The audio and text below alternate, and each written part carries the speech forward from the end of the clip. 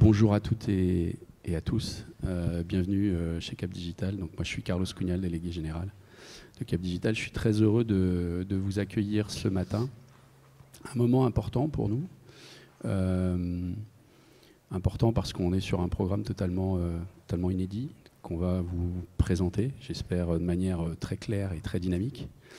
Le but étant évidemment de vous faire envie de candidater en fait au programme d'accélération qu'on vient vous proposer.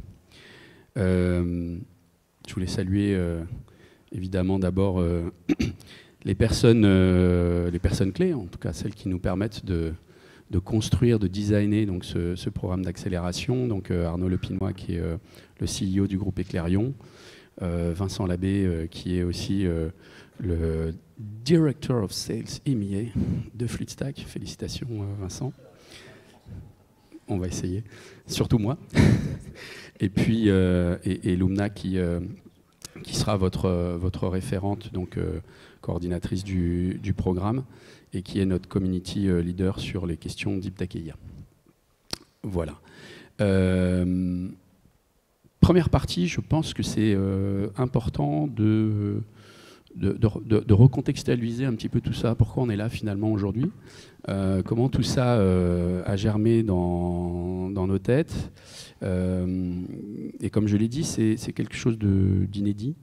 On est vraiment sur un programme privé, d'initiative en tout cas privée, et qui, voilà, quand on se compare un petit peu, n'a pas l'habitude de le voir, hormis les hyperscalers qui lancent ce type de programme-là. Donc on était très enthousiaste quand on a commencé à discuter à l'idée de lancer ce type de programme-là. Donc Arnaud, peut-être, on revient un an et demi en arrière.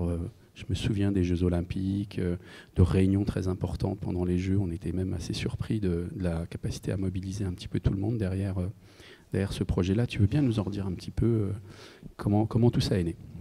Ouais, bonjour à tous et merci de votre présence et merci Carlos pour cette introduction. Déjà en deux mots, pour ceux qui ne connaissent pas Eclairion, on est une petite entreprise créée il y a 3-4 ans, avec l'objectif de créer en France les premiers centres d'hébergement dans un modèle de colocation, des machines qu'on appelle de supercalculateurs. Globalement, c'est des machines à très haute densité électrique avec des refroidissements un peu spécifiques qu'on voit évoluer dans l'informatique scientifique des grands comptes. Donc généralement, tous les grands comptes qui font de la simulation, de la modélisation, de la recherche autour de l'ADN, etc., ont tous quelque part de l'informatique scientifique. Et le monde a un petit peu, j'allais dire, changé le jour où l'IA est arrivée, puisque finalement, les caractéristiques des machines d'IA sont très similaires à ces supercalculateurs, parce que finalement, pour générer des tokens dans l'univers de l'IA, c'est la même typologie d'infrastructure.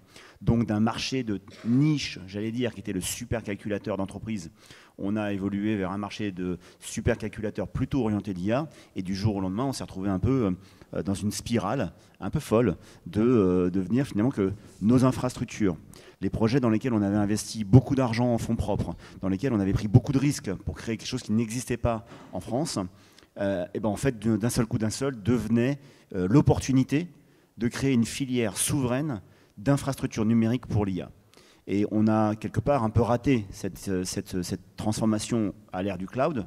Et donc, on essaie de se mobiliser, en tous les cas, de se mobiliser dans un écosystème français et européen pour essayer de développer cette filière d'infrastructures. Parce que sans infrastructure, il n'y a pas de projet d'IA, il n'y a pas de compute en IA en France. Et donc, il y a assez peu de capacité à développer. Évidemment qu'on a plein de talents. Évidemment qu'on a plein de sociétés qui développent des super logiciels et des startups comme vous, qui avez aujourd'hui beaucoup de projets avec des grands comptes. Mais 9 fois sur 10, ça va finir chez un hyperscaler ou au mieux. Ou finalement, les projets ne démarrent pas parce qu'il n'y a pas l'accessibilité à ces ressources de calcul qui sont extrêmement chères et extrêmement compliquées à mettre en œuvre. Donc, ce projet, quand on l'a lancé, il est à Bruyères-le-Châtel, juste en face du CEA, le premier site. Il y en a d'autres aujourd'hui en développement et en croissance, et on voit que ça va très très vite. On change d'échelle tous les 6 mois. Hein, donc, on a démarré ce projet, on s'était dit qu'on fait un site à 20-30 mégawatts. Puis, 6 mois plus tard, on s'est dit, bah non, évidemment, on va mettre à 60 mégawatts. Il est aujourd'hui à plus de 100 mégawatts, et on est déjà à 1,5 gigawatts dans le pipe à construire dans les 4 à 5 prochaines années. Donc on a une espèce d'accélération assez massive de ces capacités de calcul nécessaires. Et comme ce sont des temps longs, parce que construire une infrastructure numérique, c'est 3 à 5 ans de travail minimum, des raccordements électriques, beaucoup d'équipements, beaucoup de compétences. Et donc on essaye d'anticiper un petit peu ce marché. Et tu as raison, maintenant, si on revient un petit peu à la genèse de ce programme-là, on est l'été, un petit peu avant l'été l'année dernière, on était 3 jours avant le démarrage des JO. On était dans un appel d'offres assez incroyable, où on était la seule infrastructure numérique européenne, de manière française, européenne, dans un appel d'offres du plus grand joueur français de l'intelligence artificielle, vous avez tous reconnu le nom, qui disait « j'ai 16 compétiteurs, j'en ai un seul en Europe, et j'ai aussi, du coup, un écart de prix assez significatif par rapport à des territoires où l'énergie est beaucoup moins chère, notamment dans les pays nordiques. En Islande, en Norvège, on a aujourd'hui des coûts d'énergie qui sont extrêmement bas, et dans le TCO, le Total Cost Ownership de la machine, finalement, l'énergie, elle pèse assez significativement malgré tout. Et donc, on s'est dit, on a un écart de prix significatif, qu'est-ce qu'on fait ? Eh ben, on a décroché notre téléphone avec le support de Carlos, avec le support de Charles, et on a essayé d'aligner au sens véritablement stratégique l'intérêt national. Qu'est-ce qui va permettre à un grand joueur, alors c'est le cas de Mistral AI, mais ça peut être le cas de n'importe lequel d'entre nous aujourd'hui, qu'est-ce qui nous permet aujourd'hui d'aligner un intérêt national pour permettre de conserver ce qui sera dans les heures à venir la plus grosse machine d'IA européenne, de la conserver sur le territoire européen et sur le territoire national. Et c'est pas forcément que de l'argent public en fait. Il faut arrêter de croire que la solution, c'est l'argent public. On n'a pas besoin d'argent public. On a besoin, c'est d'un dispositif qui nous permette d'être compétitif à l'échelle internationale. Parce qu'on est dans une compétition mondiale. On n'est pas dans une compétition européenne, on est dans une compétition mondiale. Nos grands compétiteurs, ce sont les pays nordiques, une partie évidemment des États-Unis, mais on voit aussi nos fameux BRICS qui arrivent avec des offres extrêmement compétitives, avec des coûts d'énergie très bas eux aussi. Donc à chaque fois qu'on prend une décision, à chaque fois qu'on regarde comment est-ce qu'on déploie ces infrastructures, on est systématiquement benché à l'échelle mondiale. Donc il faut essayer de relever la tête et de voir comment est-ce qu'on améliore la compétitivité de la France. Et améliorer la compétitivité de la France, ça a été un alignement d'intérêts des services de l'État, des institutions financières de l'État, d'un certain nombre de partenaires privés, de la région Île-de-France, et ça nous amène à la région, qui ont décidé de se mobiliser tous ensemble en moins de 3 jours. Donc quand on parle de bureaucratie, etc., on peut tous passer notre temps à se plaindre de nos administrations. Moi, je les ai vus réagir comme jamais j'ai vu réagir, même un groupe privé, et de se mettre au travail, de se mobiliser et de définir un dispositif où en 3 semaines, on est passé d'un problème à une solution. Et donc, cette solution, ça a été un ensemble de dispositifs, dont, pour Eclairion, la mise à disposition d'une subvention, là, pour le coup, c'est vraiment de l'argent public, pour le site de Bruyères-le-Châtel, afin de créer ce qu'on appelle un grand lieu d'innovation. Un grand lieu d'innovation, c'est quoi? C'est un cluster qui va nous permettre de définir des initiatives, mettre en place une initiative où on va pouvoir, et c'est un peu l'ADN d'Eclairion et du groupe HPC, la maison mère d'Eclairion s'appelle HPC, Human Performance Capital. Et dans Human Performance Capital, le premier mot c'est human. Et c'est bien dans ce sens-là. C'est-à-dire qu'on regarde d'abord comment est-ce qu'on redistribue à la communauté une partie de ce qu'on a pu bénéficier de ces fonds publics pour dynamiser un écosystème qui seront potentiellement des futurs clients demain. Évidemment, hein, on ne fait pas ça de manière complètement non plus philanthropique. Mais l'idée, c'est qu'on arrive à insuffler une dynamique à l'initiative privée, parce qu'il y a plein d'initiatives publiques qui existent, et de se raccrocher à ça pour redistribuer et redonner à la communauté quelque part une partie de ce qu'on a pu bénéficier pour attirer cette machine. Et cette machine, les premiers GPU sont live depuis hier matin. Donc c'est absolument incroyable. C'est une aventure lunaire et on est ravis d'être dans cette spirale un peu, j'allais dire, sans fin, dans un marché qui est fou. Hein. Vous regardez tous les chiffres, il y a des facteurs de 10 ou de 100 à tout ce qu'on a connu jusqu'à présent. Et donc il faut garder aussi un peu les pieds sur terre. Et donc ce genre d'initiative, elle nous permet aussi de garder les pieds sur terre en ramenant proche de nous, proche de vous, des infrastructures et des capacités à évoluer, à se différencier et à monter une vraie filière européenne. Alors, on a en plus une petite vidéo. Vincent, si tu veux bien, moi ce que je te propose, c'est que tu présentes aussi Fluidstack, qui n'est pas très connu et qui est un acteur aussi dans la chaîne de valeur qui est important. C'est aussi grâce à vous, donc on pourra mettre à disposition donc, cette puissance de calcul. Si ça ne te gêne pas, on lance la vidéo en même temps. Tu lances la vidéo en même temps. Alors, ouais. Très bien. Elle est sans son ou elle est avec du son? Ah bah c'est parfait. Ah, elle est avec du son, donc ouais, ça va peut-être. Alors attends. Je vais laisser la vidéo du coup. Alors, je pense que c'est intéressant quand même. Vous l'avez là. Parce qu'on en parle beaucoup. Je suis pas sûr que tout le monde ait vu à quoi ressemble un centre HPC.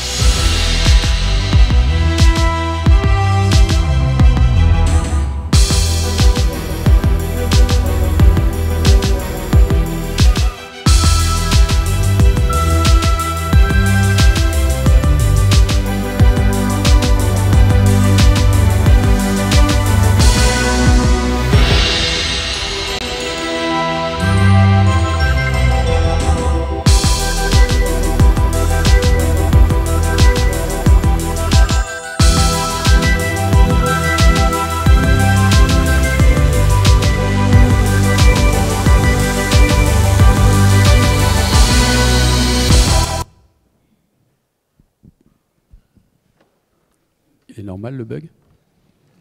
Il n'y a plus d'électricité en fait. Tu peux revenir. Ouais. Vincent, oui, Fluidstack. Sans transition. Ouais, sans transition. Donc, je pensais que tu étais sur la vidéo. Ouais, non, mais non, je ne suis pas sur celle-là. Donc Fluidstack, Neo Cloud Provider dans l'IA. Donc on accompagne les laboratoires IA, les plus grands laboratoires IA. On a parlé de Mistral, mais on accompagne également Black Forest, QTI pour les Européens. Et beaucoup d'Américains, puisque, comme l'a souligné Arnaud, le business est quand même assez impressionnant là-bas. Une société britannique, mais avec un cofondateur français et un actionnaire principal qui est français également. Donc, je dirais une attention particulière au business français, à l'écosystème français. Pour la petite histoire, avec Arnaud, on se connaît depuis quelques années, puisque ça a été mon chef. Avant, ça a été mon partenaire, et c'est à nouveau mon partenaire. Donc, quand on vous parlera de partenariat, c'est pas un mot qui est galvaudé dans nos bouches, en tout cas. On a plaisir à travailler ensemble. On s'est retrouvés dans cette chaîne de valeur. Donc, nous, on met à disposition cette puissance de compute, que ce soit pour entraîner les modèles ou pour l'inférence. La bonne nouvelle, c'est que l'inférence arrive at scale. On a quelques clients qui jouent avec quelques milliers de H100 pour faire de l'inférence. Donc c'est que la bulle dont on a parlé est pas là et qu'on rentre dans cette économie réelle. Et la même volonté et l'animation qui est là pour accompagner et permettre à ces startups d'éclore et que l'Europe ne soit pas uniquement une plateforme d'inférence dans le futur, mais aussi une plateforme de création de richesse et de training. C'est exactement, merci pour ce témoignage, c'est exactement le fil conducteur de ce programme. Donc quand on avait commencé à, comme je disais, à le rêver dans notre esprit, on s'est dit qu'il fallait faire quelque chose qui permette vraiment de structurer, enfin de contribuer, de participer donc à la consolidation d'une filière d'excellence dans le domaine. Et rien de mieux que d'aller chercher les différents partenaires membres de Cap Digital. Je ne sais pas, Lumna, si tu as une petite slide là, avec les partenaires. Bien sûr. Si tu veux bien, là, c'est toi qui as la zapette, si tu veux bien. Les partenaires, c'est à la fin. C'est à la fin, mais je veux bien que tu la... Okay. Je vais mettre au début, désolé. Oui, je pense que c'est important. Je vais prendre la minute qu'il faut pour souligner vraiment, je disais un programme inédit parce qu'il est d'initiative privée, mais avec une dimension, un esprit vraiment d'intérêt collectif, d'intérêt commun, donc, qui a été souligné par par Arnaud et par Vincent. Pour nous aussi, Cap Digital, c'est un moment important parce qu'on met autour de la table, j'ai envie de dire, un peu l'essence même de notre pôle de compétitivité, c'est-à-dire l'ensemble des acteurs qui nous sont importants donc, dans cet écosystème-là, je dirais même dans cette chaîne de valeur-là. Donc vous avez là l'ensemble des partenaires donc, du programme. Je précise, aucun partenaire n'est financé. C'est vraiment de l'engagement pro bono, en mettant des ressources diverses et variées. On va y venir hein, sur le programme. Mais on est allé chercher, je pense, la meilleure des expertises donc, du moment et du domaine. Donc, je vois quelques personnes là qui sont présentes. Hein, je les salue. Je ne vais pas présenter tout le monde. Je vais sans doute en oublier. Mais en tout cas, je vous remercie au nom de Cap Digital. Vous aurez, là je parle aux startups, le meilleur de la science académique. Vous aurez aussi plusieurs gros industriels tout à fait intéressants aussi pour vous donc, à l'avenir. Les fonds d'investissement en capital qui sont aussi présents là aujourd'hui, les réseaux de business angel, les gros hubs, Hub Francia notamment, les pôles de compétitivité systématique aussi qui soutiennent la démarche. On est très attaché aussi à l'open source et en particulier à la démarche OpenLLM France. Donc vous aurez le témoignage tout à l'heure de son dirigeant. Tout ça de manière équilibrée, pro bono, je le répète. Et donc je voudrais vraiment les remercier chaleureusement pour la confiance qu'ils nous témoignent. Je pense que Cap Digital vraiment et répond pleinement à son objet. On l'a dit très rapidement, je pense que c'est important aussi de souligner le soutien du Conseil régional Île-de-France en un temps record. Moi, ça fait 25 mois que je suis de la partie, j'ai jamais vu ça. Donc, le Conseil régional nous a fait confiance au projet. Et la promesse qu'on a tenue, c'est cette idée vraiment de retour à l'écosystème et donc de soutien donc au développement d'une filière qui se veut pour le coup francilienne. Et ceci explique cela. C'est aussi pourquoi aujourd'hui, dans les critères donc, de candidature, Lumna, rassure-toi, je ne vais pas présenter le programme. On est vraiment concentré sur l'Île-de-France et les entreprises localisées donc, en Île-de-France. Dernier mot, pour ma part, ce qui est important de retenir, c'est que le fil conducteur de tout ça, c'est un programme d'accélération orienté business. Donc on est bien sur du HPC et business. On déboîte sur la gauche, on accélère. Donc ce qui nous intéresse, c'est vraiment de pouvoir mesurer à la fin du programme un impact socio-économique. On ne vient pas chercher juste de la puissance de calcul, sinon on ne va pas vous retenir.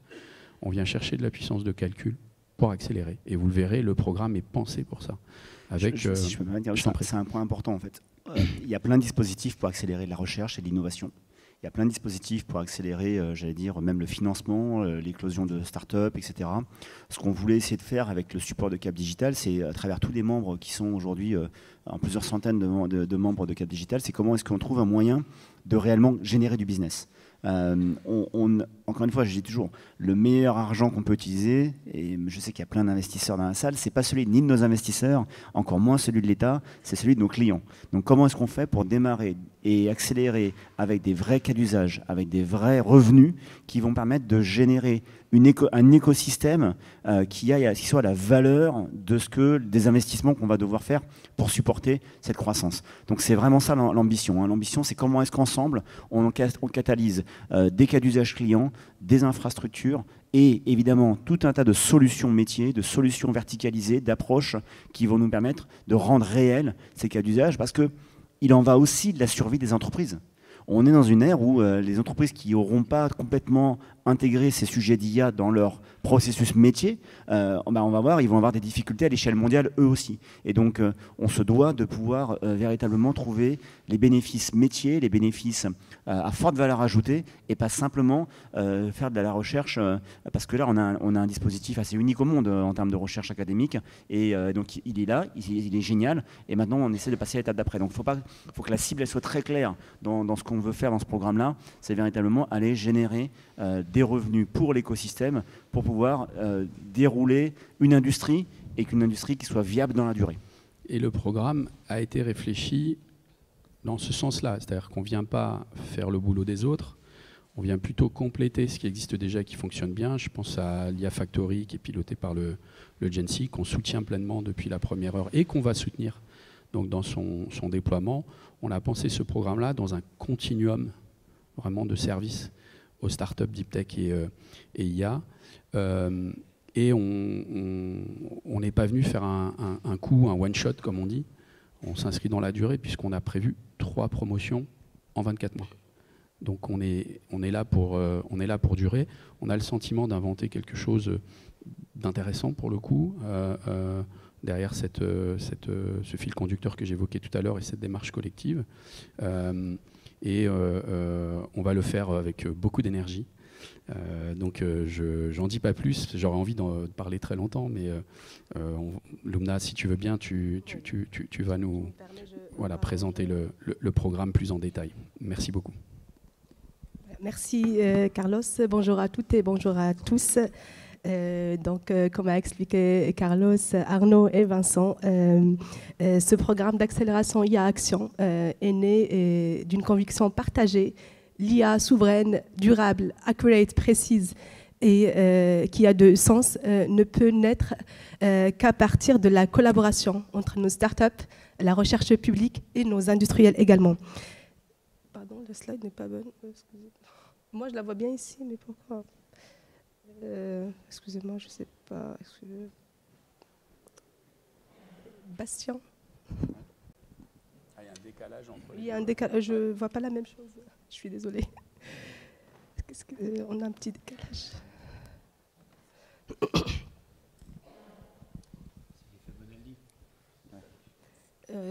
La première slide.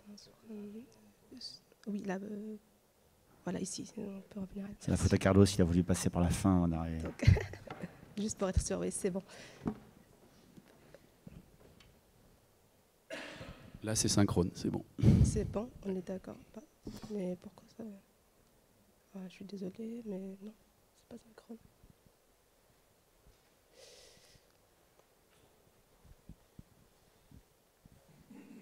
Désolée, mais... C'est pas synchrone en fait. Je vois pas la même chose. Je suis désolée. Toi, tu veux quoi? Celle-ci? Tu vas tout au bout.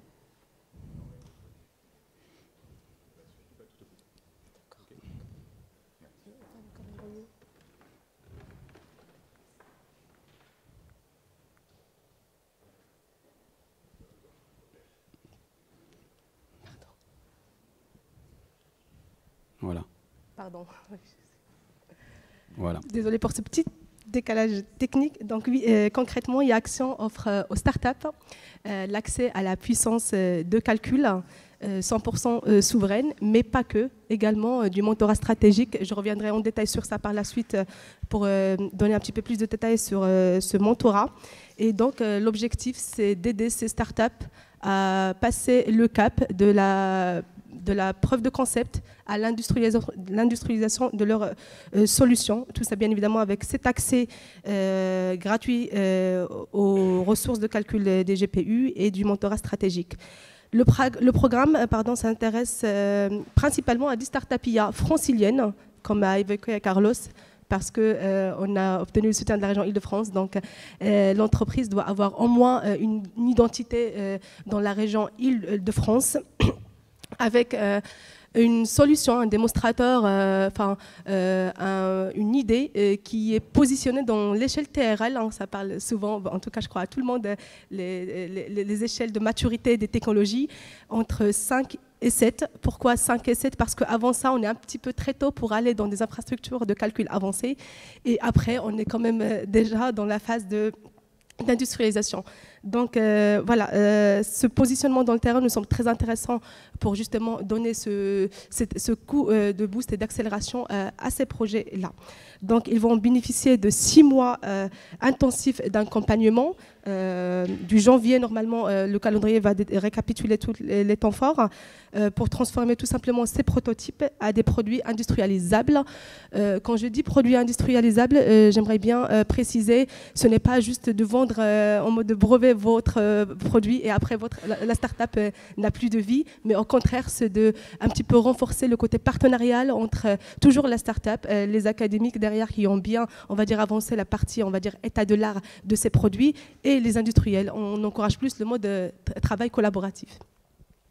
Vraiment là-dessus, c'est l'impact socio-économique, je me répète. Il y aura certainement de très bonnes boîtes candidates, mais un des critères majeurs, c'est la capacité vraiment à avoir un impact socio-économique à terme. Donc concrètement, pourquoi rejoindre IA Action? C'est avant tout, comme on l'a dit plusieurs fois, c'est de débloquer cette puissance de calcul, hein, que ce n'est pas toujours facile et évident. Et les startups, je pense qu'ils vont me rejoindre sur ce point-là. Donc tout ça, c'est bien sûr pour entraîner, scaler, affiner les modèles dans des meilleures conditions grâce à notre partenaire également Clarion et Fluidstack sur la partie de support.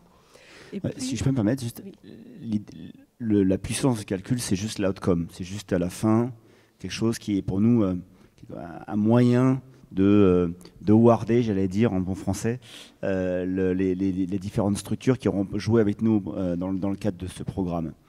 Ce qui est plus important, c'est qu'on crée une filière, qu'on se connaisse, qu'on travaille ensemble, qu'on partage des expertises. Et dans ce programme d'accélération, on parle aussi de mentorat, on parle d'échanges avec d'autres industriels, on parle d'échanges avec des clients, avec des gens qui viennent de l'univers de la technologie, des gens qui viennent de l'univers des métiers, de la finance, et qu'on arrive finalement à catalyser les énergies sur ce dont on a besoin. Et ce qu'on a besoin, c'est pas que la puissance de calcul. C'est vraiment, on n'est pas là en train d'offrir de la puissance de calcul gratuitement. On essaie de monter une filière pour que les entreprises qui vont être dans ce dispositif soient accélérées et qu'elles bénéficient d'accessibilité à des compétences, à des femmes, à des hommes et à des ressources qu'ils n'auraient pas s'ils ne rentraient pas dans ce programme-là. Je pense que c'est vraiment le credo important. Et on a mis, j'allais dire, la puissance de calcul à la fin comme étant le bonus, la récompense de ces efforts, parce qu'on va tous faire beaucoup d'efforts pour y arriver. Mais l'objectif, c'est bien d'essayer d'anticiper. Donc il n'y aura pas de perdants dans ce programme. Dans les gens qui vont participer à l'aventure avec nous, ils vont tous sortir grandis de cette aventure. Voilà, c'était la petite précision, je pense, qui est importante de faire. Merci Arnaud. Et justement, donc, il y a aussi cette ambition de passage à l'échelle et toujours avec l'idée de toujours compléter le volet du mentorat également. Et puis, il ne faut pas oublier que le programme, il fait la promesse également de renforcer la stratégie Deep Tech également de la boîte en se connectant aux acteurs publics de la recherche et aux opportunités de financement non dilutifs. Et je reviendrai en détail par la suite sur ça. Et enfin, rejoindre la fabrique de l'innovation. J'aimerais bien faire le point et le lien avec l'appel à projet Les Pionniers de l'IA, qui est très corrélé et en cohérence avec les ambitions de ce programme-là. Donc, les startups retenues, on va essayer également de les aider par la suite, de pouvoir être dans cet appel s'ils souhaitent, et également ne pas oublier qu'on est dans les mêmes ambitions par rapport à ce programme. Pionnier de l'IA, oui, Carlos. Petite précision, concrètement, hasard du calendrier ou pas, donc appel les pionniers de l'IA qu'on attendait pour juillet est sorti en septembre, relève le 5 novembre, exactement la même date que nous. On a essayé de ne pas être trop idiot. Le dossier de candidature dans le format est à peu près le même que celui des pionniers de l'IA. On a un rendez-vous important le 15 octobre pour les startups qui voudraient rencontrer BPI et INRIA, opérateur donc, du dispositif, chez nous. Donc vous êtes les bienvenus, et évidemment Cap Digital, comme sur les autres appels France 2030, on est à vos côtés, on va vous accompagner pour vous aider à monter le meilleur dossier et donc pour, je l'espère, obtenir les financements. Et une autre précision, parce qu'à force de dire que tout ça est gratuit, les gens vont se dire il est réellement gratuit ou pas. On ne prend pas de fees, on ne prend pas de part dans les boîtes, c'est réellement gratuit. Je le précise, hein, parce que certains ne manqueront pas de poser la question. Il n'y a pas de loup derrière tout ça. Cap Digital veille au grain. Merci. Merci Carlos. Et donc, on a construit ce programme autour de 5 piliers que vous pouvez regarder ici. C'est des piliers qui créent une chaîne de valeur. Ce n'est pas tout simplement, comme a dit Arnaud, cette puissance de calcul, après, on ne vous voit plus. On souhaite justement avoir de la technologie, justement pour toujours cet accès au GPU et bien évidemment l'expertise technique et le diagnostic de vos programmes, parce que ça ne suffit pas de vous donner des heures de calcul. Il faut qu'on sache vous accompagner derrière pour ça. Le funding également pour connecter les startups au bon levier de financement, les talents en facilitant les ponts entre nos écoles, parce qu'on a pas mal de partenaires également académiques, les écoles et la formation. Aussi dans ce programme, les clients grâce à nos réseaux de partenaires et industriels et institutionnels, et également le côté juridique. On ne peut pas le cacher, on ne peut pas le laisser de côté, parce que quand on parle de l'IA, il faut qu'on pense quand même en amont à tous les enjeux juridiques, quel que soit pour l'IA Act, l'IA responsable, et également le partage de la propriété intellectuelle. C'est des choses qui nous parlent tous, mais pour les startups, je pense que c'est très bénéfique de le mettre dès le début de développement des solutions. J'ai fait mon petit calcul, on doit être pas loin de 50 heures de mentorat par entreprise mis à disposition gratuitement. Donc par Cap Digital et l'ensemble de ses partenaires. Donc merci encore une fois à eux. Donc c'est assez conséquent. Il y a un petit peu de boulot, quoi. Derrière, on est lauréat, mais il y a aussi un engagement de votre part. Donc à travailler avec nous dans le but, comme on l'a évoqué à plusieurs reprises déjà, d'avoir un impact socio-économique sur l'entreprise et à l'échelle de la filière. Merci Carlos. Donc justement pour les bénéfices concrets pour les startups, ça va être cette puissance de calcul accompagnée du diagnostic technique, les ateliers notamment pour l'optimisation et d'éco-conception. Et puis après le mentorat stratégique, c'est un mentorat qu'on a réfléchi, qu'il soit d'une telle sorte, d'une manière individuelle et collective, en fonction aussi des besoins de la boîte. Et bien évidemment une connexion directe avec nos clusters en Île-de-France, que je remercie tous les partenaires, mais aussi leur diagnostic sur la partie un peu technique, ça va beaucoup nous aider. Et puis également la partie business et visibilité, notamment le matchmaking, l'accès aux talents et le démo day final. Tout ça, ça va être par la suite récapitulé dans notre calendrier, mais je tiens à préciser que le demo day final, c'est quelque chose qui va bien valoriser les résultats des lauréats. Donc voilà, je reviens un petit peu sur la partie d'accès au mentorat stratégique. Carlos, tu veux que je le fasse? Non, si tu veux on rebondir. Le fait à deux. Non, ce qui est important de retenir, c'est un soutien 360 degrés. Donc ce qui a été évoqué, les 5 piliers sont, j'allais dire, les fondamentaux de n'importe quelle entreprise. Nous, ce qu'on sait bien faire, c'est coordonner différents partenaires qui, par leur expertise, vont pouvoir vous apporter un soutien concret. Cap Digital en assumera directement quelques-uns, donc avec l'équipe interne qui est là et que je salue. Je pense notamment à tous les financements non dilutifs. Je pense aussi à la mise en relation et la valorisation auprès de fonds d'investissement et auprès d'industriels, donc de potentiels clients. Mais comme l'a dit Lumna, il y a des pièges à tous les étages. Dès qu'on parle d'accès à une machine, puissance de calcul, inférence, training, etc., il nous a semblé important également de couvrir la dimension technologique et donc de vous mettre à disposition donc, des heures d'ingénieurs experts dans le domaine avec qui vous allez faire le tour de la question avant de vous lancer. Donc on est vraiment dans le concret d'un plan opérationnel qu'on va déployer. Est-ce qu'on a fait les bons choix, valider les bonnes options, sizer, dimensionner en fait le plan opérationnel et le besoin de manière la plus claire possible dans une logique de frugalité en temps et en calcul. On a choisi également les meilleurs partenaires sur le haut de bilan parce que vous allez passer votre vie à lever des fonds. Et là, on ne parle pas de cacahuètes, on est sur des marchés ultra compétitifs. Donc ça veut dire qu'il faut être vraiment les meilleurs pour lever le plus. Donc nous, notre métier, c'est vraiment de faire la promotion du dispositif, de son caractère inédit et ambitieux, on va dire, à la place financière. Plusieurs fonds d'investissement ont déjà joué le jeu et donc son partenaire soutient de la démarche. Encore une fois, je les remercie. Et on a souhaité s'associer aussi avec le meilleur leveur de fonds de la place, donc, qui témoignera tout à l'heure, Chosso Finance. Quand je dis le meilleur, c'est que sur les 2 dernières années, j'ai regardé, c'est le plus performant. Donc on s'est permis ce luxe-là d'aller discuter avec lui, donc également un partenariat. Donc je ne dévoile rien, il interviendra tout à l'heure. Il n'y a aucune obligation, évidemment. Hein, on est totalement transparent.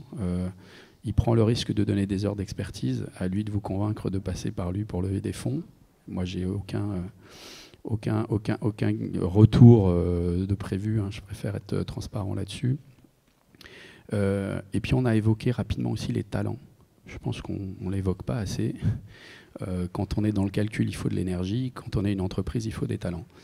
Et dans vos domaines, sur ces sujets, c'est quand même un peu la guerre. Donc, nous, ce qu'on essaie de faire, c'est de réunir le meilleur de l'offre académique sur le sujet. On a la chance d'avoir les plus grandes écoles, les plus grandes universités sur ces sujets-là. On est nous-mêmes investis dans ce qu'on appelle les campus des métiers d'avenir dans le domaine de l'intelligence artificielle. Et donc, on vous apportera ça, qui me semble être un élément aussi important de souligner ce matin. Il n'y a pas de croissance sans compétences et sans être humain. On revient à ce que tu disais tout à l'heure. Pour nous, c'est un élément très, très important. Et donc, tout le monde est aligné et motivé donc, à vous soutenir aussi sur cette verticale des talents. Voilà ce que j'avais à dire. Merci, Carlos. Oui, tu as tout dit. J'ai tout dit. Donc oui, donc en plus de ce mentorat stratégique qui va être collectif et individuel, j'aimerais également faire le focus sur les bénéfices concrets en lien avec l'offre de Fluidstack, sur les GPU notamment par rapport au stockage. Alors, offre illimitée, c'est ça? Oui. Si tu veux, Vincent, un petit peu en parler de ces GPU, H100. Non, mais on est parti sur 2 nœuds de H100.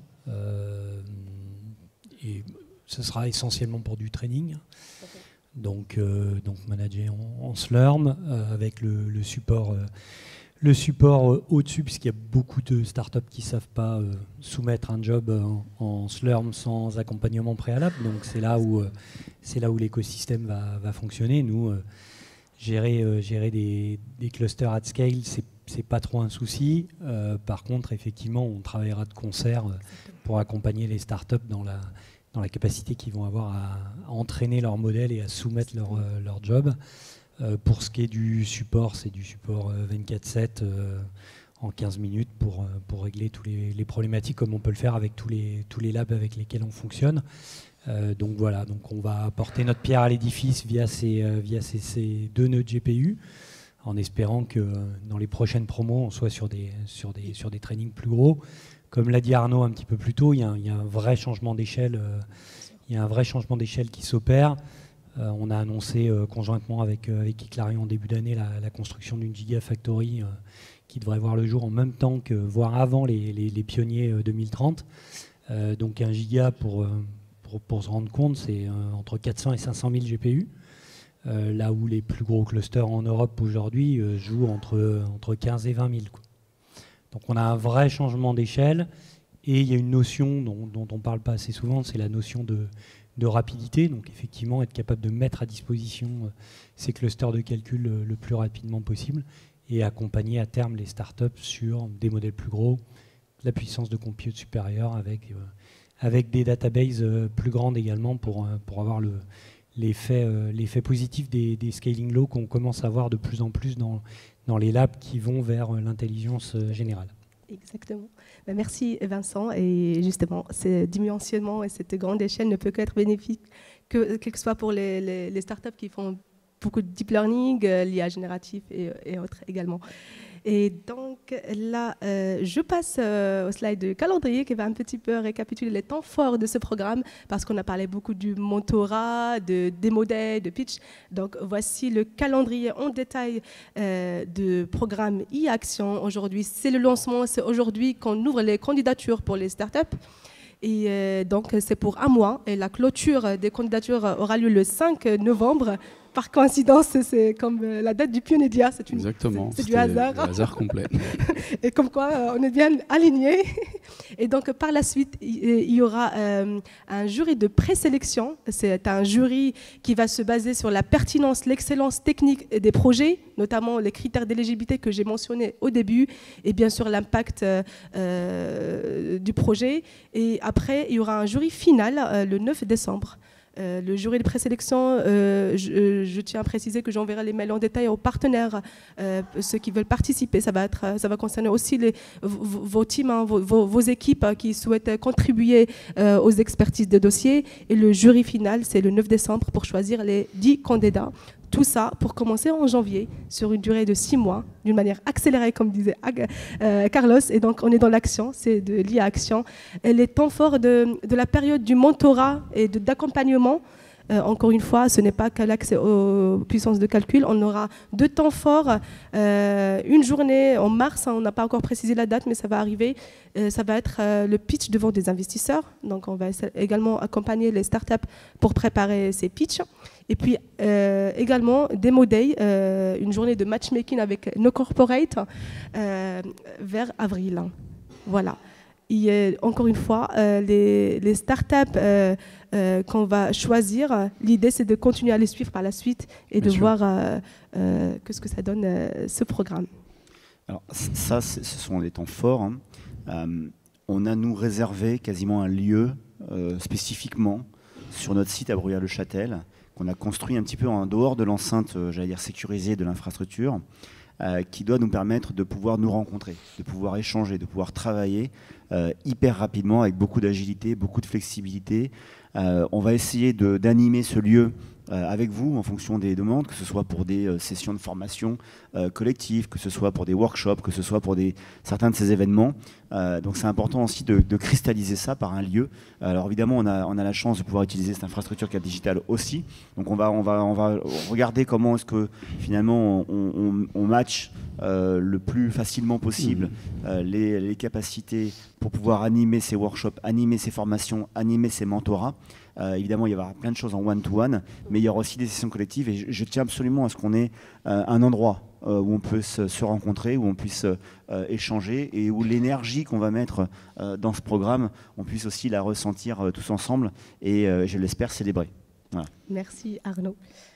Très beau bâtiment d'ailleurs. Je l'ai vu la semaine dernière, il a enfin été livré. Très intéressant. Non, et puis surtout, tu l'as pas évoqué, mais vu sur le CEA, il y a une réalité aussi locale, territoriale, d'expertise, hein, vraiment dans le domaine. Et on veut faire écosystème. Donc il faut évidemment penser des temps aussi dans le bâtiment. Ça me semble tout à fait important. On est aussi sur le territoire Terratech, qui a beaucoup travaillé sur ces sujets-là et qui est partenaire et qui nous soutient aussi dans le cadre du programme. Terratech est également le centre de computing France qui va aussi pas mal nous aider sur le diagnostic des projets. Et donc, alors, comment ça se passe? Je candidate. Oui, c'est ça. Le site est en ligne. Oui, le site est en ligne et je tiens vraiment à remercier Antoine pour sa direction de développement de ce site avec notre prestataire. Je tiens à préciser qu'on a bien respecté la démarche de la marché public parce qu'il fallait faire tout ça pour respecter la convention. Et donc voilà, notre site a vu le jour hier officiellement et d'ailleurs je vous invite à le consulter. Je pense qu'il va être vraiment très intéressant pour cette dynamique et surtout on va le nourrir. C'est pas juste un site pour candidater, mais l'idée c'est un petit peu de le nourrir avec des témoignages, avec également tout ce qui est autour de l'HPC, de l'IA et de business également. Et donc voilà, pour candidater, il faut aller sur le site.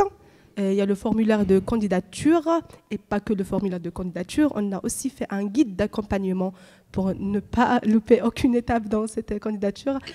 Notamment, ce guide il sert à quoi? Il sert pour préparer surtout les pièces nécessaires à cette candidature, le pitch deck. On a fait une fiche d'évaluation technique. Pourquoi cette fiche? Parce qu'on sait tous, les startups, c'est très difficile des fois de soumettre, le GNC vont me rejoindre peut-être, quand on soumet une demande des GPU, des fois on a du mal à nous-mêmes à chiffrer nos heures de calcul, à savoir exactement ce qu'on souhaite. Donc on a fait un petit guide, mémo technique, oui ça sonne pour moi, on est d'accord. Donc voilà, une mémo technique pour vous orienter. Et très rapidement, je tiens quand même à préciser pour les projets santé, s'il vous plaît, on ne veut pas refuser des projets santé, c'est juste parce que vous n'avez pas soumis les autorisations nécessaires. C'est très important pour nous que vous faites la soumission des documents nécessaires et n'hésitez pas à nous contacter si vous avez des doutes ou des questions à ce propos-là.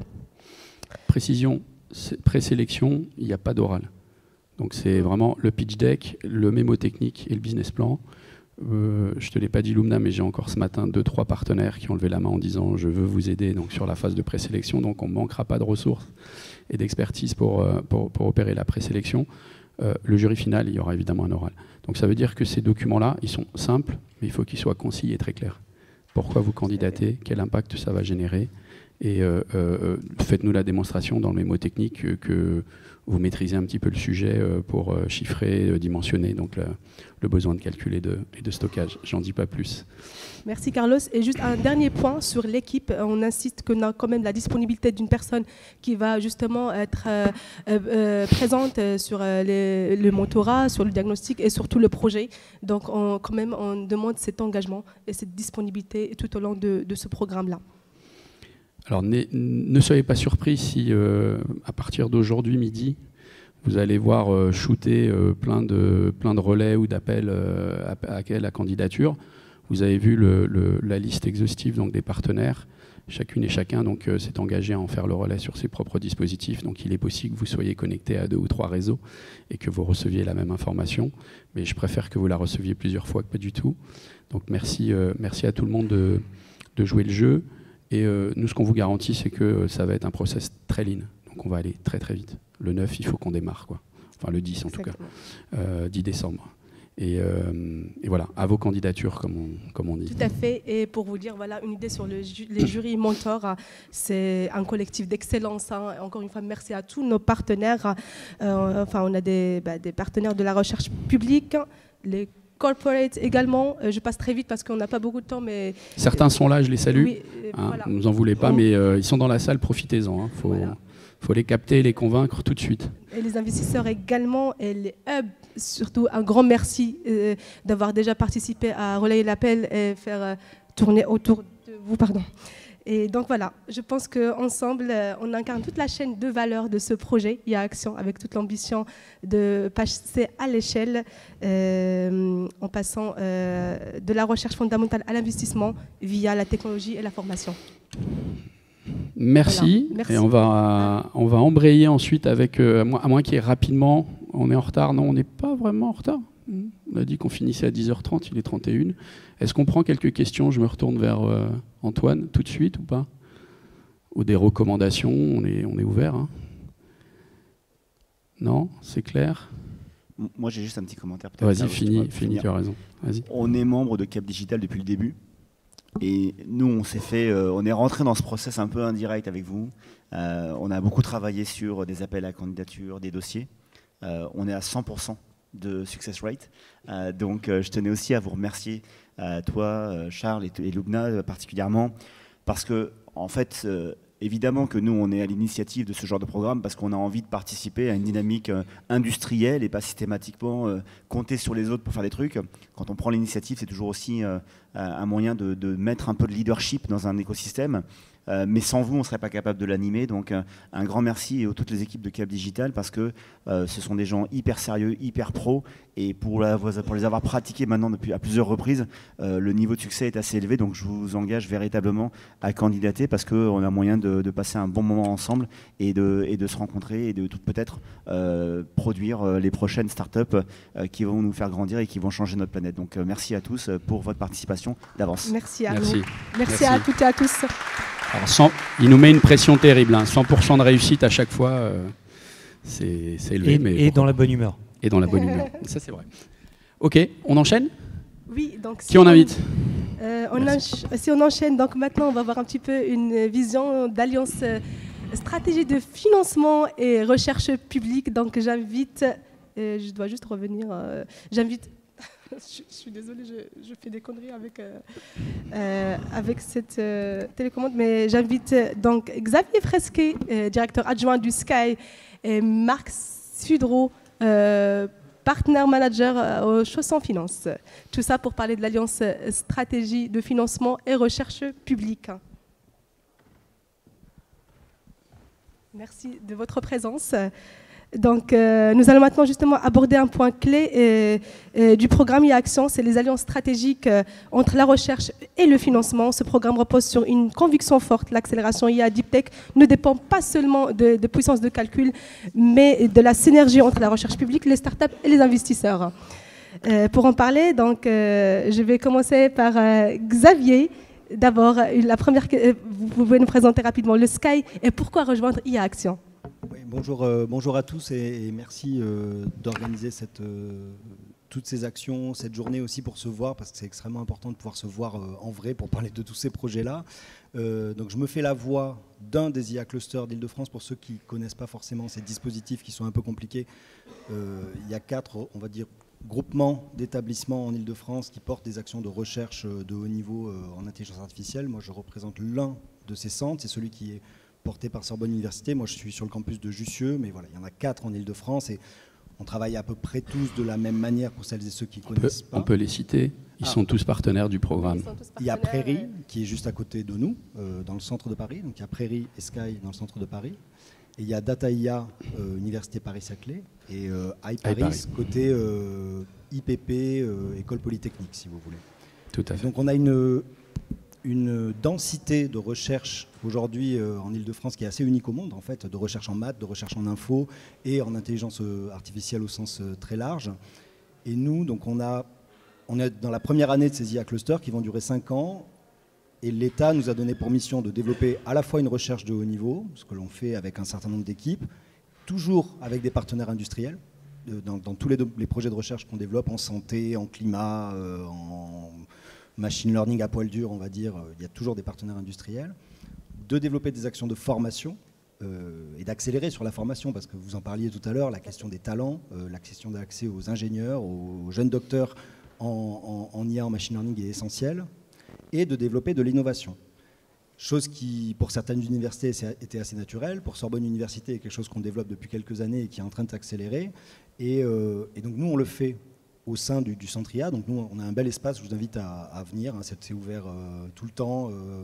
Et on mêle à la fois des chercheurs, des entreprises et des jeunes chercheurs toute la journée autour de projets tous ensemble. Et on est très heureux donc, de participer à ce projet IA Action parce qu'en fait, c'est le prolongement finalement de ce qu'on essaie de développer à l'échelle locale à Sorbonne Université avec l'ensemble de l'écosystème ici, avec les autres clusters avec qui on aime travailler et collaborer toute l'année, avec les entreprises, avec les investisseurs. Et donc pour nous, ça fait vraiment sens. D'ailleurs, on travaille très bien avec Capdigital par ailleurs, hein, de développer cette action ensemble et de pouvoir accompagner avec les forces qui sont les nôtres, c'est-à-dire, on en reparlera peut-être, mais de la recherche, de l'ingénierie, de la puissance de calcul locale, etc., etc.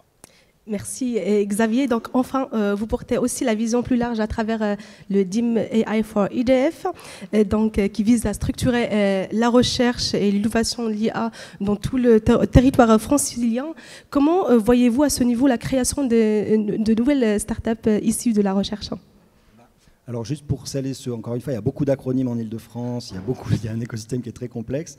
Mais c'est vrai que c'était il y a déjà au moins 4 ans. Hein, on s'est dit, avec Gérard Biot, avec qui on s'occupe du centre, et avec les collègues qui s'occupent des 4 grands centres IA, pourquoi pas se mettre ensemble. Si on se met ensemble, on a une des communautés les plus grandes du monde pour faire un projet à l'échelle régionale.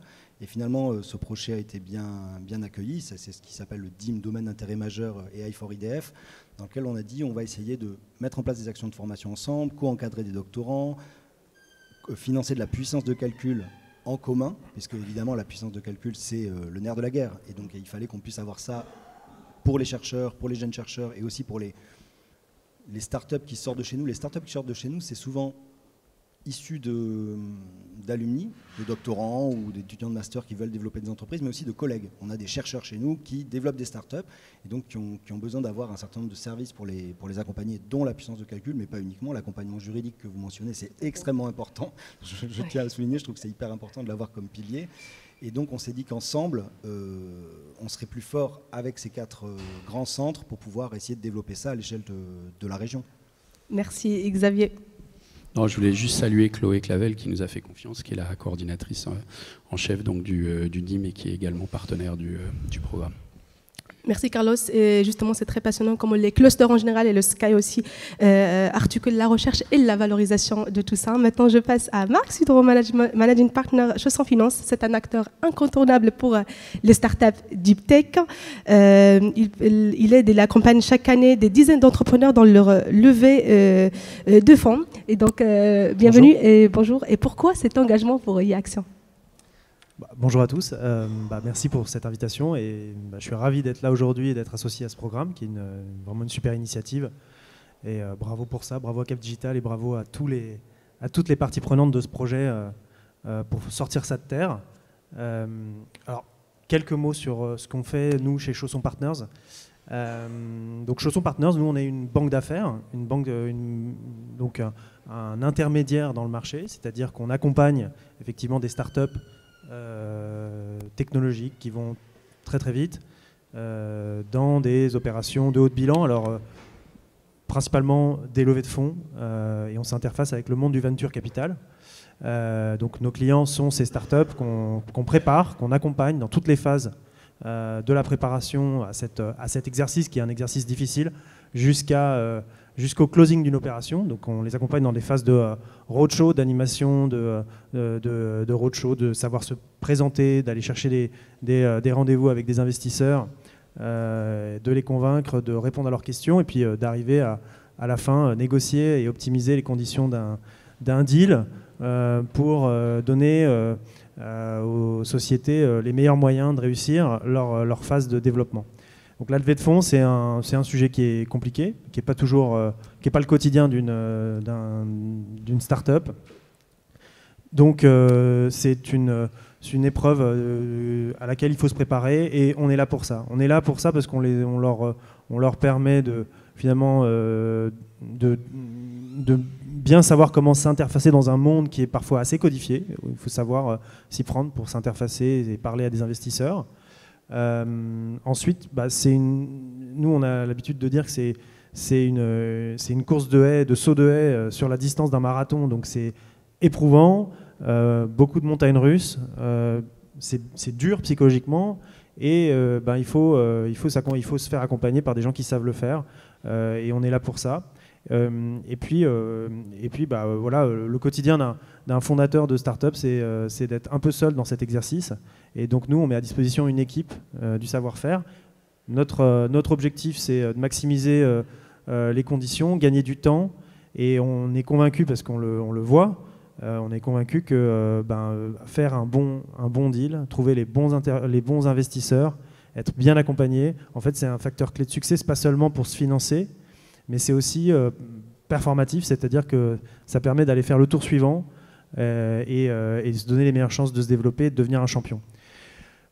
Voilà notre ambition, c'est notre métier, c'est aussi notre passion. Donc Chausson Partners, très rapidement, c'est une société qui existe depuis plus de 30 ans maintenant, que je dirige depuis pas mal d'années, que j'ai rejoint en 2016, que j'ai repris avec deux autres associés des mains du fondateur qui est toujours parmi nous au capital, mais qui n'est plus dans les opérations et qui aujourd'hui nous apporte tous ses meilleurs conseils, que j'ai repris donc il y a maintenant plus de 6 ans avec deux autres associés. On est une équipe de 10 personnes, on fait 15 opérations par an dans des secteurs très variés. On est multisecteur, on est généraliste, on s'interdit rien, on fait du plus low-tech au plus deep-tech, en passant par de la biotechnologie. On accompagne des sociétés qui sont à la croisée des chemins entre de la deep-tech et de l'IA, de la deep-tech tout court, de l'IA. Et c'est vraiment notre ADN d'être amoureux de l'early stage, c'est-à-dire vraiment des sociétés qui sont valorisées entre une dizaine de millions d'euros et une centaine de millions d'euros. Ça, c'est vraiment le créneau dans lequel on est. On accompagne, en ce qui concerne les levées de fonds, des tours de table qui vont de 5 à 50 millions d'euros et parfois plus, sur des tours de ce qu'on appelle série A et série B, principalement. En plus d'autres opérations qui peuvent être intéressantes, qu'on développe de plus en plus en ce moment, comme des opérations de build-up, d'accompagnement sur des leviers de croissance qui sont pas organiques, mais qui peuvent être intéressantes, parce que c'est aussi un levier de plus en plus développé par les startups de racheter d'autres sociétés. Voilà, et alors, je vais vite. Mais bon, on a accompagné, voilà, sur une trentaine d'années, on a accompagné 300 opérations et plus. On a des très belles success stories dans notre portfolio, quelques licornes comme Mano Mano, Talend, Kiriba, puis des belles histoires comme Planity, Ornicar, Celency, Cheers et j'en passe. Donc voilà. Et ouais, oui, merci Marc. Oui, justement, juste pour donner une idée très claire à nos startups, j'aimerais savoir qu'aujourd'hui, quelles sont les thèses d'investissement les plus fortes en IA, en deep tech, et concrètement, comment nos startups vont bénéficier de votre accompagnement, en quelques mots. Oui, alors, d'abord, il y avait une question, c'est pourquoi ce programme? Et nous, on est ravis d'être associés à ce programme, à cette initiative, parce que pour nous, c'est un besoin crucial. Raccourcir les cycles d'innovation dans l'IA, c'est clé, surtout dans la deep tech, parce que les cycles sont longs. Il y a un vrai enjeu. Il y a une vraie vallée de la mort en fait pour des startups en early stage, en amorçage, et qu'il faut aider parce qu'aujourd'hui, il y a plusieurs phénomènes qui s'entrechoquent. C'est-à-dire qu'il y a une montée en puissance des deep tech. À la fois, il n'y a pas assez de fonds pour pouvoir les financer aujourd'hui, même si on est beaucoup mieux qu'avant, mieux qu'il y a quelques années. Il y a une compréhension des sujets, parce qu'aujourd'hui, les startups qu'on va rechercher, c'est des startups qui vont être à la croisée de plein de domaines, du hardware et du software, de la mesure des éléments physiques avec l'IA, dans des domaines compliqués que les investisseurs apprennent, mais au pas de course, à connaître, à monter en compétences, c'est-à-dire l'industrie, la santé, des sujets qui n'étaient pas connus des VC. Donc on voit un phénomène de spécialisation des VC, d'émergence de nouveaux venture capitalistes qui savent adresser ces sujets-là.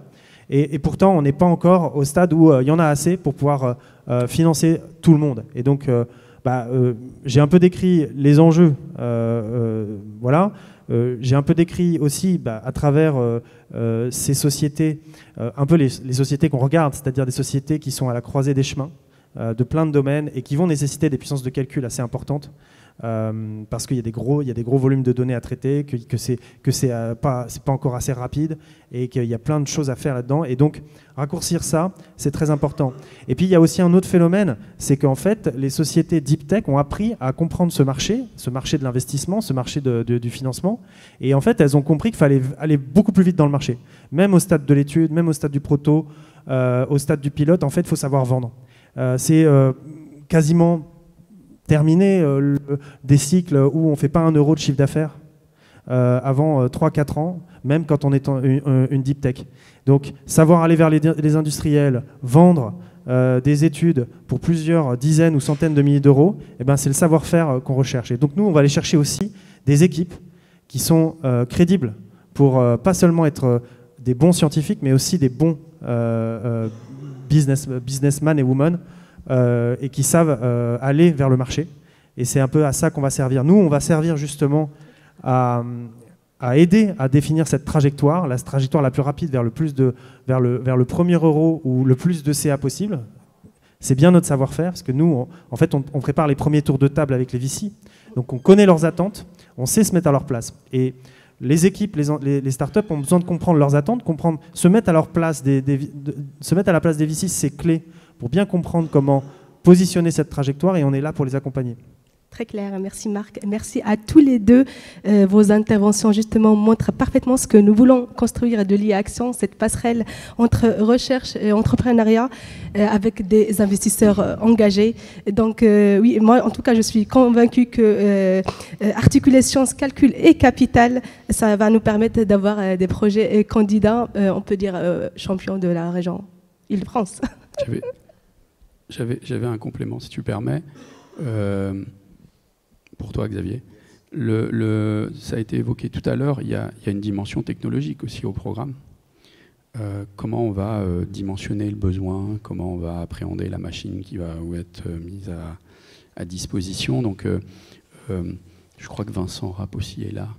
Donc, d'Aïe Paris, je le salue. Et avec toi, quand on en avait discuté, il y avait cette question de est-ce qu'on peut mettre ou pas à disposition des ingénieurs qui sont rompus un peu à cet exercice-là pour aider nos start-upers. Parce qu'on a tous besoin d'apprendre et on apprend tous les jours. Je pense que sur ce sujet-là, la valeur ajoutée du programme peut être aussi extrêmement forte. Tu veux dire quelques mots là-dessus ? Oui, j'en profite parce que ça me fait aussi penser à un exemple qu'on a eu très récemment. Donc chez nous, dans le cadre du cluster IA, on a des équipes d'ingénieurs, de data scientists qui sont globalement très bien formés, qui travaillent un peu sur différents types de sujets, beaucoup en santé évidemment, parce que chez nous il y a beaucoup de problématiques autour de la santé, mais qui travaillent sur différentes thématiques et qui peuvent échanger avec des équipes techniques de start-up. J'ai un exemple d'une start-up qui est issue de chez nous, d'une alumna de Sorbonne Université, pour réfléchir à développer un nouveau service ou un nouveau produit. Et dans le cas présent, c'était avec une entreprise qui s'appelle Bink, Jeanne Lepayet, qui est une ancienne de chez nous. Il y avait l'idée de développer un nouveau produit et finalement ça s'est développé. On est allé jusqu'à proposer un projet à la BPI qui a été retenu avec un consortium d'utilisateurs, avec la BNP pour la banque, avec OVH pour la tech, avec nous aussi en tant qu'utilisateurs pour le secteur public.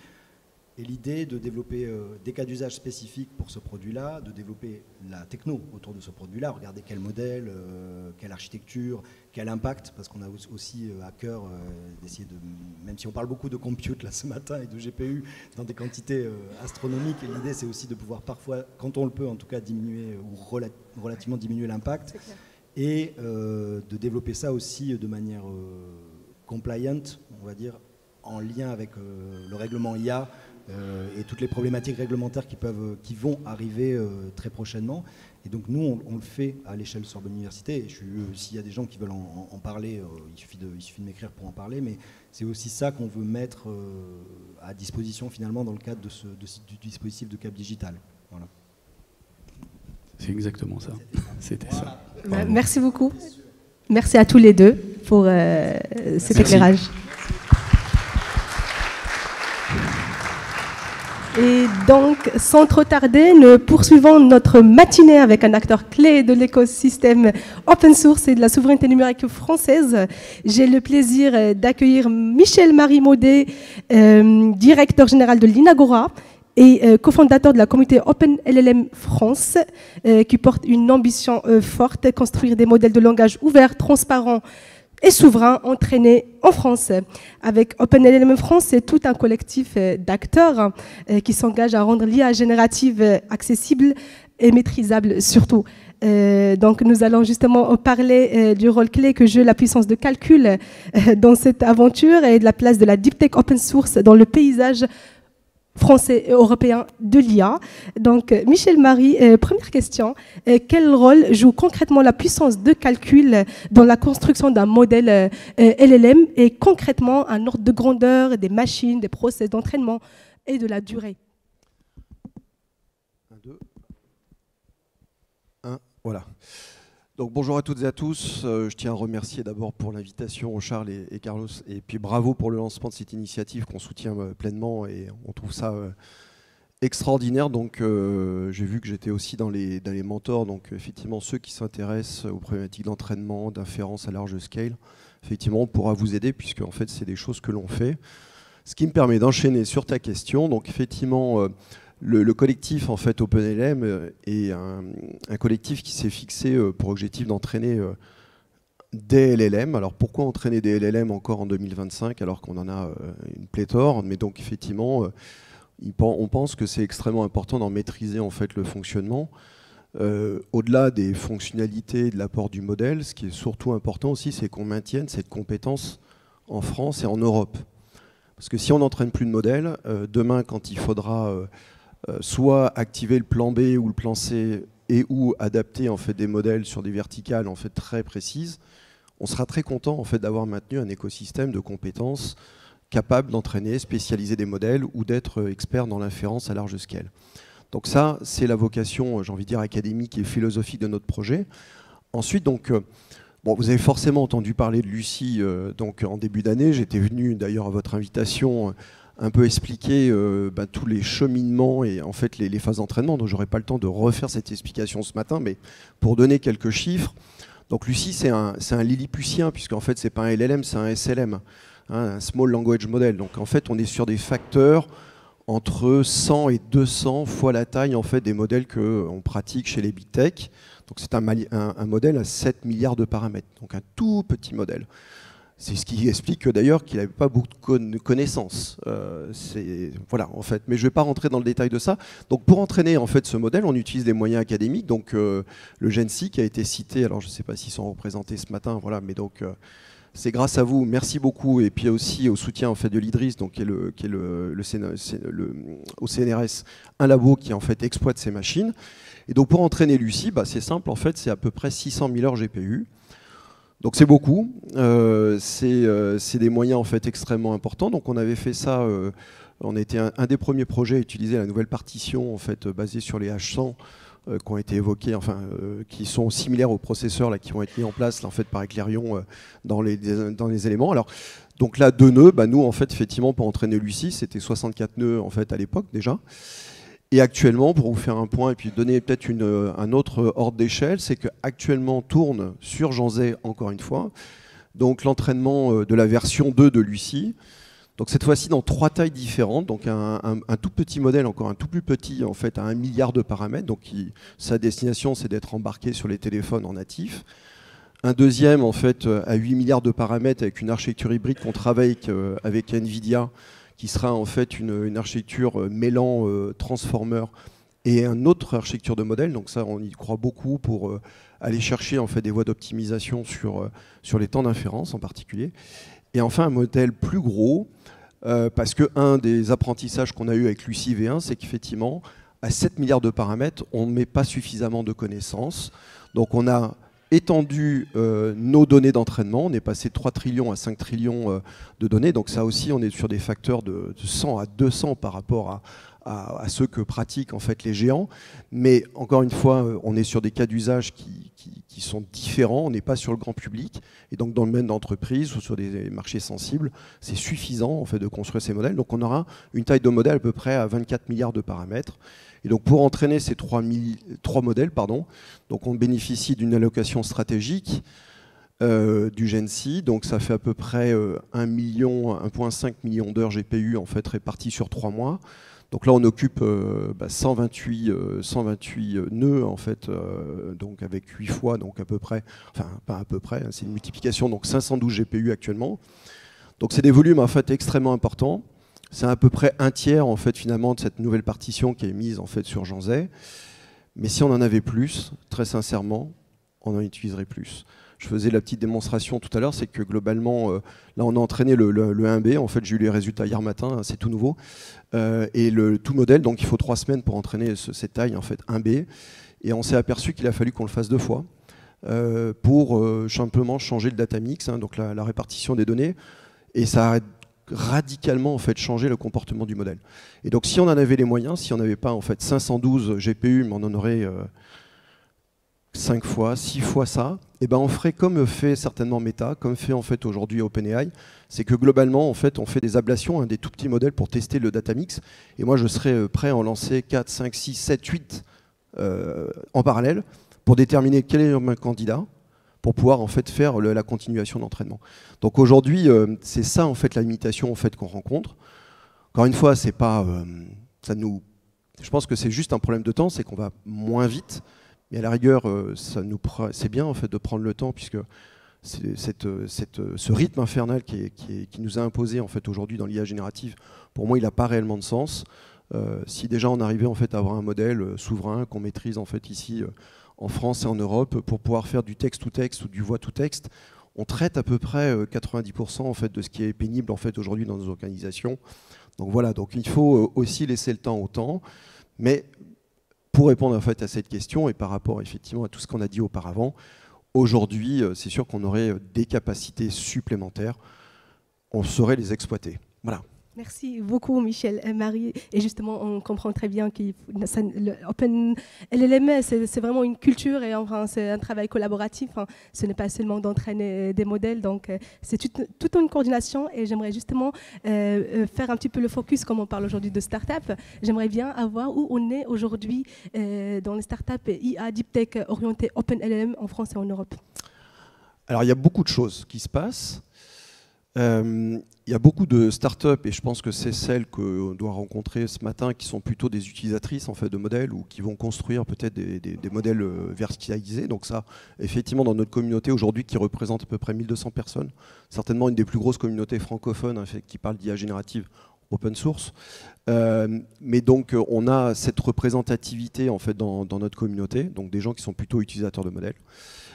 Ensuite, ce que nous on regarde, puisque en fait, après, quand on se met dans le club des producteurs de modèles, finalement, après, on se retrouve très vite sur à peu près les doigts d'une main, ici en France, en Europe.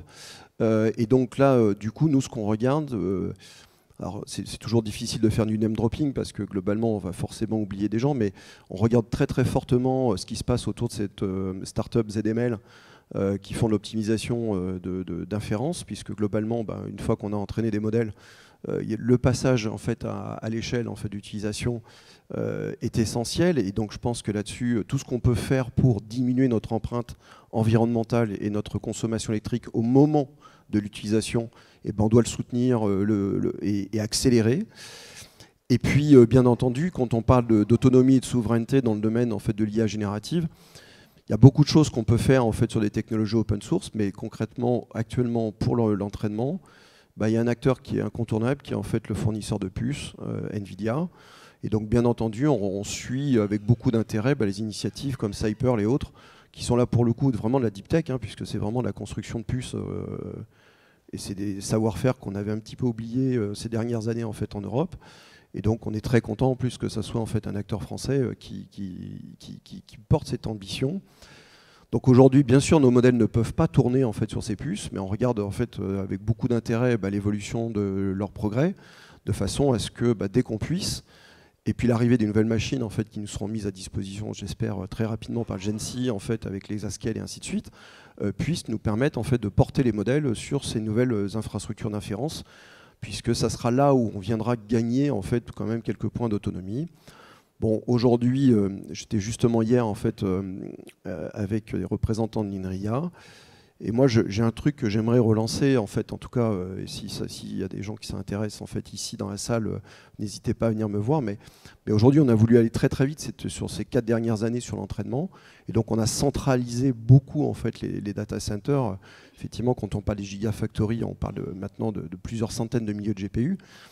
Mais il y a 4-5 ans, il y avait des papiers de recherche où d'ailleurs en fait on n'était pas très en retard en fait en France sur l'entraînement distribué et le federated learning. Et ça, je pense qu'en fait qu'il faudrait le remettre un peu une fois que maintenant qu'on sait faire de l'entraînement at scale en fait centralisé. On voit bien que même si on arrive à construire plusieurs dizaines voire centaines de data centers, très bien. Mais aujourd'hui, je pense que dans les organisations, moi je le vois en fait aussi parmi les clients de l'Inagora, certains ont commencé à s'équiper de moyens de calcul propres. Et je pense en fait que ça serait quand même vachement intéressant en fait d'imaginer, d'entraîner ou de continuer en fait des entraînements en fait localement. Et je vois ça en fait comme une très belle perspective en Europe, puisque ça sera très difficile d'avoir un LLM en fait européen qui parle les 24 langues qu'on a sur notre territoire et qui maîtrise les 3 alphabets. Mais par contre, on pourrait imaginer, c'est en fait en tout cas moi une vision que j'essaie de porter au plus haut niveau, c'est d'avoir en fait un commun de langage et de modèles qui nous permettrait d'avoir une base, et que chacun des États membres puisse continuer en fait l'entraînement, parce que globalement, moi pour faire l'évaluation en grec, je suis quand même pas forcément le mieux placé, donc autant que ça soit des Grecs qui continuent l'entraînement sur une base commune d'un modèle grec. Et ensuite, une fois qu'on est en Grèce, peut-être que les entreprises ou les organisations pourraient continuer l'entraînement de ce modèle-là pour le spécialiser, soit sur des secteurs en fait, sensibles, soit en fait, par secteur d'activité. Et ça, en fait, c'est vraiment une démarche qu'on n'a pas du tout, en fait, qu'on a oublié, mais qui était en fait un trend en fait, de recherche extrêmement important. Et d'ailleurs, au sein de l'équipe l'INRIA, enfin des équipes en fait, de recherche INRIA, il y a des top cadors là-dedans, dans ces domaines-là. Et donc moi, voilà, un petit appel, moi je sais que j'aimerais, c'est mon petit truc secret, mais j'aimerais que Lucie V2 soit en fait le dernier modèle qu'on entraîne sur cette architecture transformer qui est complètement non efficace, pour, en fait, en tout cas pour une bonne partie en fait, des besoins, et puis qu'on se pose la question de l'entraînement distribué, ça serait quand même pas mal. Même si c'est pas forcément bon pour le business des Clarion, mais malgré tout, je pense que globalement, ça pourrait bénéficier à beaucoup. Et puis en fait, de voir tous ces centaines d'hectares en fait, qu'on est en train de mettre sur des GPU. Alors on le fait bien en France, tant mieux, mais en fait, imaginez que dans d'autres parties du monde, c'est quand même fait moins bien, de façon moins éthique, et c'est quand même assez gênant. Voilà. Merci beaucoup, Michel-Marie, pour cet éclaircissage. Merci. Carlos, tu veux... Juste pour conclure justement cette intervention, donc on comprend très bien que l'accès aux ressources de calcul n'est pas seulement un moyen technologique pour entraîner des modèles, mais c'est quand même un levier pour renforcer notre autonomie, notre indépendance et donc améliorer notre compétitivité, ce qui se rejoint parfaitement à notre programme IA Action. Je laisse peut-être Carlos rebondir et conclure également cette matinée. Bon, d'abord, on est à l'heure, parce qu'on devait finir à 11h05, il est 11h03. Plus sérieusement, d'abord, merci pour ton intervention. 2-3 petites choses. À retenir également, d'abord, on adhère complètement à ton discours et je pense qu'à l'avenir, d'ailleurs, on aura l'occasion de travailler sur des projets comme ceux-là. Je voulais saluer d'ailleurs Corinne Varroquier du SGPI qui est parmi nous et avec qui on discute pas mal en ce moment sur des appels à projets à venir. J'en dis pas plus, mais soyez certains qu'il y aura de belles opportunités pour notre écosystème et notre filière de se positionner sur les enjeux que tu viens d'évoquer dans les prochains mois. Et puis, alors pour le coup, m'excuser parce qu'on voulait faire quelque chose de très punchy et très très court, mais on aurait pu également faire témoigner quelques industriels qui sont dans la salle, donc je voulais les saluer. Orange, Dassault Systèmes et Renault notamment, donc des industriels qui ont des sujets à partager, des postures aussi à tenir vis-à-vis de la filière de start-up deep tech et d'IA qu'on vise dans le cadre du programme. Donc merci à vous d'être présents aujourd'hui. Ça veut dire quoi concrètement? Ça veut dire que dans la phase de mentorat, vous aurez aussi des échanges avec des industriels qui s'engagent d'ores et déjà à vous dire où ils en sont, quelle est leur vision, ce qu'ils recherchent, leur politique de partenariat stratégique, etc. etc. Voilà, donc je m'excuse parce que je pense qu'on aurait pu y caler 5 minutes de plus pour les faire intervenir, mais ce que je voulais, c'était souligner leur présence et leur investissement dans le cadre du programme qu'on vous a présenté ce matin. Voilà, donc en guise de conclusion, peut-être vous retournez le micro. Est-ce qu'il y a des questions? Est-ce que c'est clair? Évidemment, on va vous inonder d'informations et d'appels à candidature. N'hésitez pas à en parler aussi autour de vous. L'équipe, vous la connaissez, elle est là, elle est à votre disposition. Il y aura forcément des questions. On va essayer d'être les plus transparents possible avec une belle FAQ sur le site internet, mais n'hésitez pas aussi à nous contacter directement. Je finirai juste par vous dire, c'est un programme inédit. C'est une belle prise de risque collective. Je pense que c'est important de le souligner. On a envie évidemment de le réussir et de le pérenniser. Et je suis convaincu que derrière ce programme-là, il y a là le ciment, on va dire, d'une démarche réellement collective, écosystémique. On passe d'un discours vraiment à l'action et on voudrait l'inscrire dans la durée. Donc c'est l'affaire de tous et de toutes. Les premiers lauréats vont sans doute essuyer les plâtres, mais ce seront les alumni d'un second, d'un troisième programme, etc. C'est vraiment dans cet état d'esprit qu'on veut l'inscrire dans le paysage français et francilien. Donc merci à toutes et à tous pour le soutien et puis à vos candidatures. Voilà, merci beaucoup. Merci à toutes et à tous.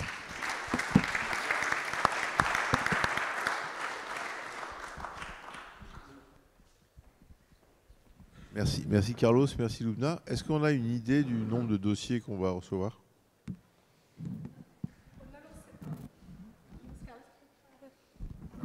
Je n'en sais strictement rien. Je travaille à dimensionner l'équipe d'évaluation. J'ai un peu peur parce que gérer 10 candidatures ou 100, c'est pas la même chose. Et ces derniers temps, sur ces sujets-là, a priori, de ce que j'ai compris sur les appels à candidature de ce type, on peut monter très très haut. Donc je pense que je vais me faire encore quelques petits cheveux blancs supplémentaires pour pouvoir gérer et tenir les délais qui ont été évoqués. Je ne sais pas. Franchement, pour vous dire, aujourd'hui, on est sur une base de 250 entreprises qualifiées qui nous semble intéressante et intéressée potentiellement donc, par le programme. Après, je ne peux pas vous en dire plus. Tout à fait. Mais justement, pour compléter, c'est vrai que 10 places, ce n'est pas beaucoup, mais l'idée, c'est justement même toutes les boîtes qui ont candidaté grâce à l'écosystème qui est très riche. L'idée, c'est de ne pas juste leur envoyer un petit mail de « désolé, votre candidature n'est pas retenue », mais c'est aussi de voir le potentiel qu'ils ont et comment on peut aussi les accompagner.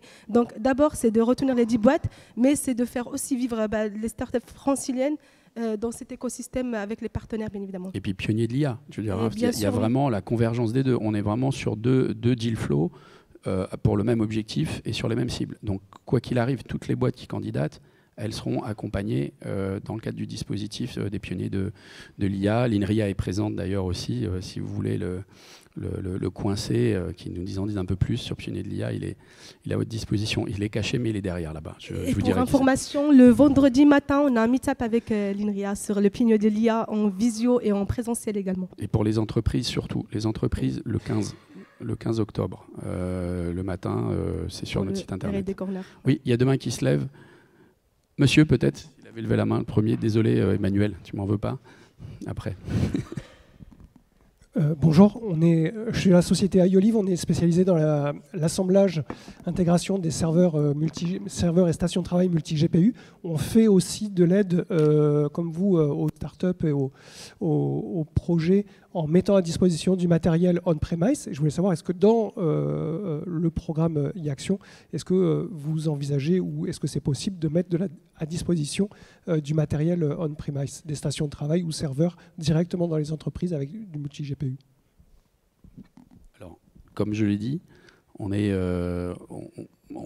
a assumé la responsabilité de la coordination de quelque chose qu'on veut collectif. Donc il y a de la place pour tout le monde, y compris des initiatives comme la vôtre, qui est une démarche privée. Et donc on prendra contact avec vous et effectivement on regardera si ça fait sens. Et si ça fait sens, on poussera la proposition donc, aux candidats. Vraiment, il faut retenir cette idée. On recherche vraiment l'impact socio-économique. La marche est haute, hein, tu l'as bien évoqué, et pas que pour l'Inagora, pour n'importe quel type d'entreprise. Donc l'union fait la force. On veut vraiment mettre tous les moyens à disposition de l'écosystème et on voudrait dans 3-4 ans se dire que finalement, comme tu le disais, on n'est pas si en retard que ça et surtout plutôt compétitif. Pour les boîtes Deep Tech IA, mais aussi pour l'industrie en général. C'est-à-dire qu'il y a aujourd'hui des enjeux de compétitivité au travers l'implémentation d'IA sur des cas d'usage bien concrets qui font la démonstration de la valeur. Donc on est dans cet état d'esprit-là, donc à votre disposition pour discuter de tout ça. Emmanuel ? Oui, j'ai une question technique. J'ai cru comprendre, en lisant entre les lignes par rapport à ce que vous avez dit tout à l'heure, que l'entraînement du modèle est dépendant du processeur ou du type de processeur. Donc ça veut dire que ça peut créer une dépendance dans le temps. Comment ça se passe? C'est-à-dire que là, les startups qui vont postuler, elles vont développer sur une typologie de processeur en fait particulière. Et donc dans le temps, comment ça se passe pour elles? Alors sur le moment de l'entraînement, donc oui, il y a une adhérence forte par rapport à l'architecture en fait des modèles. D'ailleurs, on s'est posé la question, puisqu'en fait, dans les moyens académiques, donc il y a effectivement du NVIDIA, mais aussi on a des machines en fait, dans le sud de la France qui sont sur base AMD. Et sincèrement, on s'est vraiment posé la question de faire le portage, ou en tout cas de regarder en fait, les apports, et on ne se l'interdit pas en fait, dans le futur. Après, la grande chance, c'est que donc ça concerne l'entraînement, et donc je pense que votre question, elle était sur l'adhérence après post-entraînement et puis à l'utilisation. Et là, pour le coup, donc effectivement, on a la chance que les modèles, en fait, une fois entraînés, on n'a plus de dépendance. Donc effectivement, aujourd'hui, mais tous les modèles dits open weight, donc, qui sont disponibles sur le marché, même s'ils ont été, je pense, à 100% entraînés, peut-être pas 100%, mais allez, 99% entraînés sur plateforme NVIDIA, vous pouvez en fait les faire tourner effectivement sur des machines donc GPU AMD, ou en fait qui constitue une cible aussi d'intérêt, c'est effectivement de les tourner aussi sur du CPU only ou des machines équipées en NPU, ce qui est en fait un cas d'usage qu'on utilise nous de plus en plus, y compris chez nos clients. Encore une fois, pour des cas d'usage très spécialisés, mais par exemple la transcription de la voix en texte, aujourd'hui sans GPU, en fait hors GPU, on est capable d'obtenir des transcripts de réunions avec largement ce qu'il faut sans GPU, donc en NPU classique. Autre question peut-être, on a le temps de prendre une ou deux questions maximum peut-être pour laisser le temps aussi au networking, hein, c'est important. Voilà, networking, vous êtes tous identifiés, c'est le moment de partager expérience et puis vos questions et peut-être vos projets communs, parce qu'on est aussi dans l'esprit de projet collectif. Voilà, merci beaucoup à toutes et à tous pour votre participation, votre présence. Merci. Et puis à vos candidatures.